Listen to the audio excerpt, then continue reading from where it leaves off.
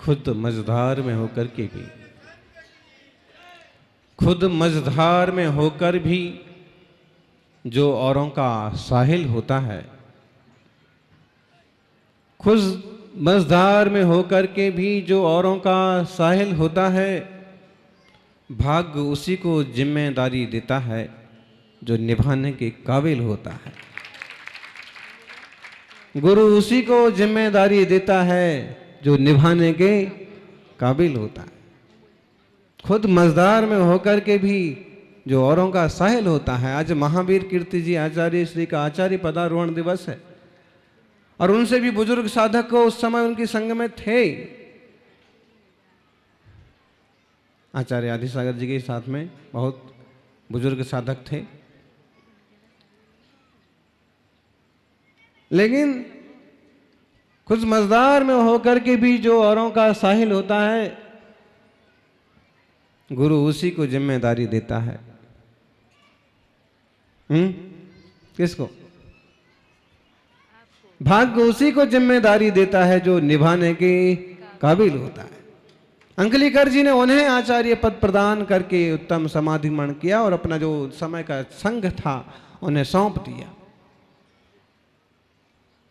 आचार्य महावीर कीर्ति 18 भाषाओं के ज्ञाता, अनेक अनेक शिष्यों के मार्गदर्शक, सृजेता, प्रणेता, कई सारे साधक आज भी विद्यमान हैं। पंचाधार की उन्होंने स्थापना की थी। पंचाधार मतलब संघ के 5 आधार आचार्य श्री बनाया था। अपनी समाधि की समय आचार्य मुनिवर सन्मति सागर जी को उपाध्याय पद भी उन्हें दिया, गणधर पद दिया था कुंथु सागर जी को, स्थविर पद दिया संभव सागर जी को, एक नैमी सागर जी थे उन्हें दिया प्रवर्तक पद, और विजयमती माता जी जिनने तमिलनाडु में भी जैन धर्म की ध्वजा पताका फहराई, पूरे देश में विहार किया, उन्हें गणनी, प्रथम गणनी बनाया था, जो कि पार्श्वमती जी को और ज्ञानमती जी को भी शिक्षा उन्होंने ही दी। लेकिन पहली बार गणनी पद जो प्रदान किया इतिहास में, वर्षों बाद वो प्रथम गणनी जिन्हें कहते हैं विजयमती माता जी को प्रदान किया गया था। महावीर कीर्ति जी महाराज ने तीर्थों के लिए, धर्मस्थानों के लिए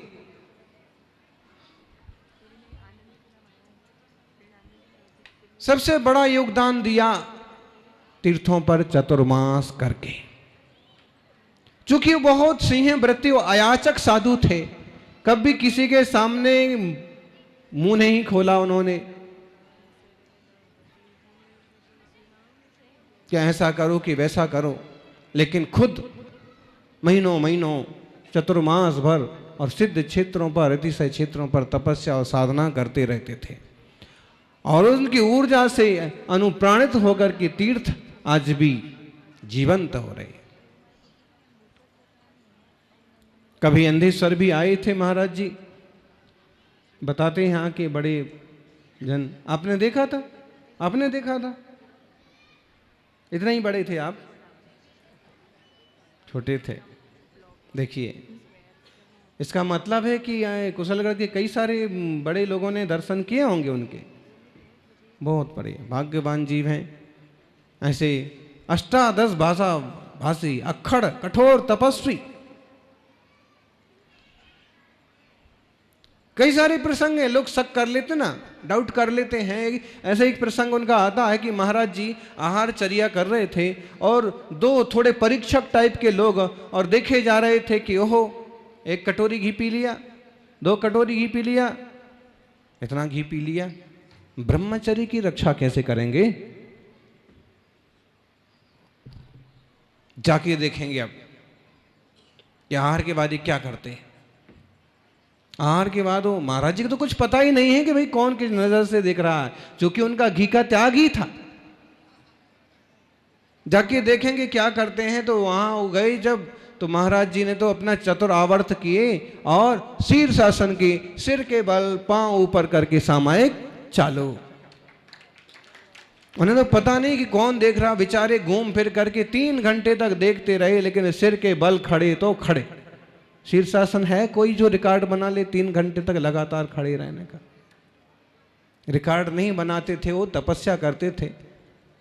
और आज अगर कोई योगी योगासन करने वाला 20, 25, 50 मिनट खड़ा हो जाता है तो रिकॉर्ड बन जाते। उनको बहुत आश्चर्य हुआ। फिर भी उनने आपस में एक दूसरे से कहा कि भाई इतना घी पीते हैं तो अब इतनी ताकत तो होगी कि भाई इतना। तभी उनकी बातें किसी ने सुन ली कि तब उस श्रावक ने बतलाया कि महाराज जी का घी का त्याग है। तो कटोरी भर के पीला पीला क्या पिया था, बताया कि वो कड़ी जैसा बनता है, औरिया जैसा बनता है, लचका बनता है। आटे में थोड़ा सा नमक डाल करके उसको उबाल करके घुमा करके और वो पर महाराज जी ने पिया था। वो उनको इतना शर्मिंदा होना पड़ा अपने आप में, क्या हो हमारी परीक्षा प्रधान दृष्टि ने बेवकूफी का रूप ले लिया। उन्हें कुछ पता नहीं है, वो अपनी साधना में निमग्न है। आचार्य महावीर कीर्ति जी सचमुच में इस युग में महावीर स्वामी की कीर्ति को फैलाने वाले महान आचार्य थे, दिग्गज तपस्वी थे। कहते हैं देवघर बैजनाथ धाम जो अभी भी प्रसिद्ध है और जहाँ शिव जी को पूजने वाले ढेरों लोग जाते हैं, वहाँ की बात है कि कुछ लोगों ने कहा कि ये धर्म महान है कि वो धर्म महान है और हम इनसे विसंवाद करेंगे, शास्त्रार्थ करेंगे। महाराज जी ने कहा कि भाई जो भी धर्म महान है रहने दो। नहीं नहीं, हम आपसे जानना चाहते हैं कि कौन महान है, कौन लहान है, कौन बड़े देवता हैं, कौन छोटे देवता हैं। महाराज जी ने फिर भी कहा कि लेकिन वो कुछ पंडित टाइप के लोग पीछे ही पड़ गए। तो महाराज ने कहा ठीक है, कर लीजिए शास्त्रार्थ का परिणाम क्या होगा? बात ये हुई कि जो हारेगा उसे अपना धर्म छोड़ना पड़ेगा। और कहते हैं कि 1-2 श्रावकों ने महाराज जी को समझाया भी कि अभी आप इस विकल्प में मत पड़िए। तो उन्होंने कहा कि ये तो घेर ही लिए एक तरह से कि आपको इस पर बात करना पड़ेगी। ठीक है, कर लेते हैं। और चर्चा चालू हुई।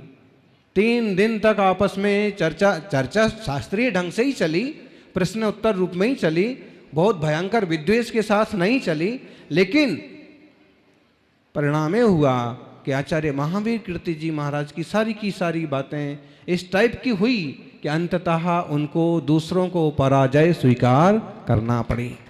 आप जो कह रहे हैं तर्क से शास्त्र से वो आपका सही है और इसलिए अब हमारा धर्म हम आप छोड़ने को तैयार हैं।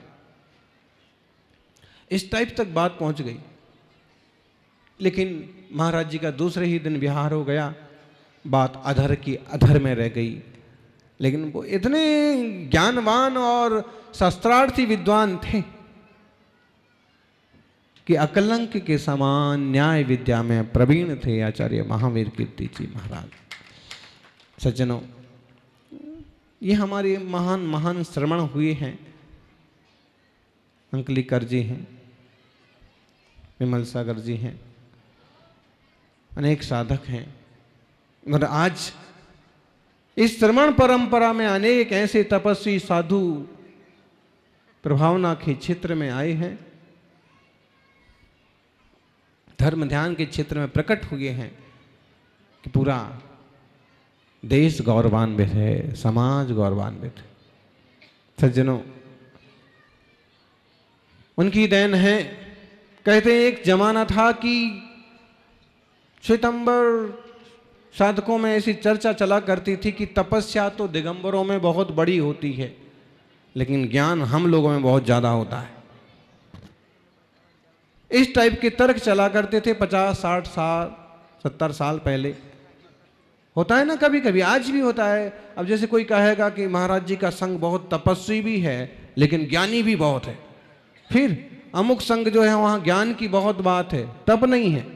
अमुक संघ में तपस्या बहुत है लेकिन ज्ञान के लिए थोड़ा सा अभ्यास कम है। इस टाइप से लोग बात करने लगते ना, ऐसे ही बात हुआ करती थी। लेकिन 18 भाषाओं के ज्ञाता महावीर कीर्ति जी ने जब धर्म का प्रचार प्रसार चालू किए, प्रभावना चालू की, तो श्वेतंबर साधकों को स्वीकार करना पड़ा कि दिगंबरों में तप भी होता है और ज्ञान भी होता है। 18 भाषाओं का ज्ञान किसे बोलते हैं? आप तो शुद्ध बागड़ी भी नहीं बोल पाते। बागड़ के कौन कौन है? सभी हैं, बोले बागड़ के ही हैं, बागड़ के, मेवाड़ के, राजस्थान के। राजस्थानी भी शुद्ध नहीं बोल पाते होंगे, हिंदी भी शुद्ध नहीं बोल पाते होंगे। महावीर कीर्ति जी आचार्य 18 भाषाएं बोलते थे, क्रमबद्ध बोलते थे, शुद्ध बोलते थे, प्रभावक ढंग से बोलते थे, पढ़ते थे। आप कहोगे महाराज जी इतनी सारी उनकी महिमा गाने का मतलब क्या? मतलब ये है कि एक दिगंबर ओघड़ तपस्वी भी इतना बड़ा ज्ञानी हो सकता है। और ज्ञान केवल किताबें पढ़ने से नहीं आता है, ज्ञान तपस्या से आता है। जैसे जैसे तप बढ़ता जाता है तो ज्ञान निखरता जाता है। अभी आप सुन रहे थे महाराज जी का प्रवचन। हाँ, अब देखो इनको पकड़ा दो माइक तो घंटे भर तक ऐसे ही लगातार धारावाही प्रवचन कर सकते हैं। यही बात आप कहो कि 5 साल 10 साल पहले जब संयम नहीं लिया था तब करें, तब थोड़ा बहुत हो सकता है, लेकिन एक विशुद्धि के साथ, क्रमबद्धता के साथ।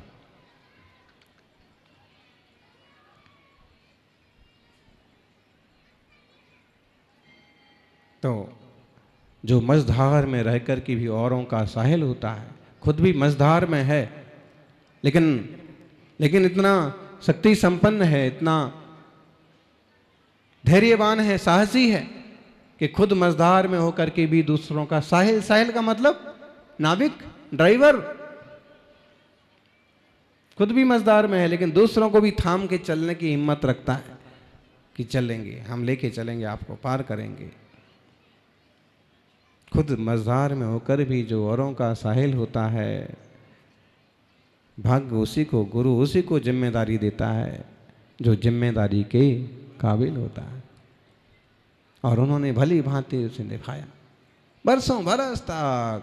और जीवन के अंतिम समयों में परिसह जय उनका गजब का था। मतलब ठंड लग रही तो लग रही, गर्मी लग रही तो लग रही, मधुमक्खियां अगर टूट पड़ी तो टूट पड़ी। ऐसा नहीं कि हम उन्हें भगाएं, कि उड़ाएं, कि छुप जाएं, कि नहीं, धूप में खड़े हैं तो खड़े हैं। मतलब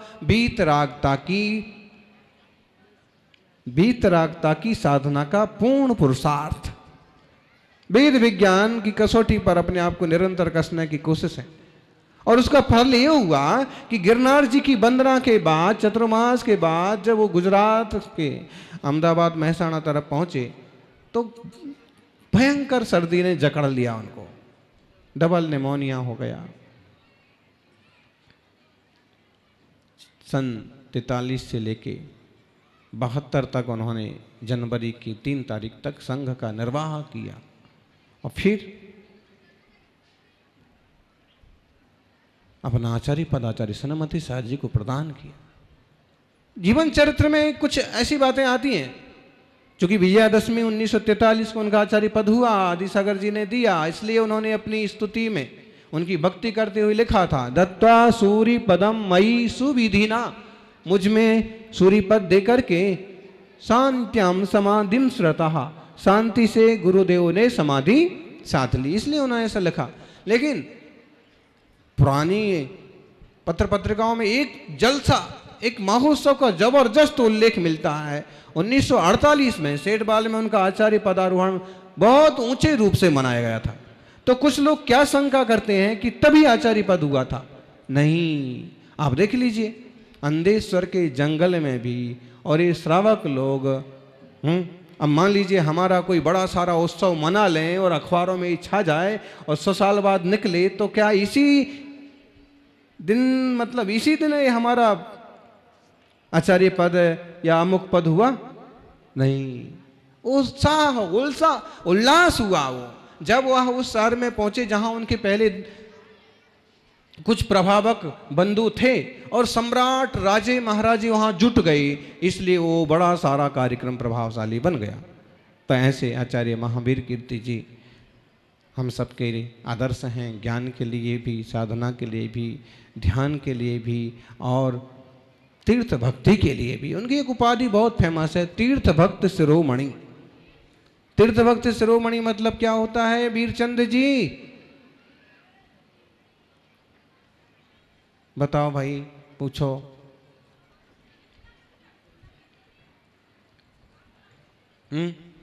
तीर्थ भक्त शिरोमणि, जितने सारे तीर्थ की भक्ति करने वाले मुनिराज हों कि श्रावक हों, उन सबों में भी शिरोमौर शिरोमणि। आप कहोगे ऐसी क्या बात है? क्या दूसरे लोग भक्ति नहीं करते थे, वंदना नहीं करते थे? करते थे, लेकिन महावीर कीर्ति जी के बारे में आता है कि वो एक एक प्रतिमा को, छोटी सी, जैसे अब अपन मंदिर जी में गए तो मूल नायक को देख करके सब लोग धोख देते हैं। बाजू में आदिनाथ हैं, भरत बाहुबली हैं, एक आध नजर पड़ गई तो पड़ गई, लगा दी धोख तो लगा दी, नहीं लगा दी तो नहीं लगा दी। और उसके अलावा और जो जिन प्रतिमाएं हैं उन्हें तो कौन गिनता है? कोई बता सकता है? मंदिर अंदेश्वर मूल नायक वेदी पर कितनी प्रतिमाएं हैं टोटल? कौन बताएगा? जो सत्य बता देगा एकदम, उसको जबरदस्त गिफ्ट मिलेगा। बोलो अम्मा। हैं? 23 हैं, पक्का गिना आपने? तो फिर ठीक है, आपके गिफ्ट में आपको दीक्षा प्रदान की जाएगी।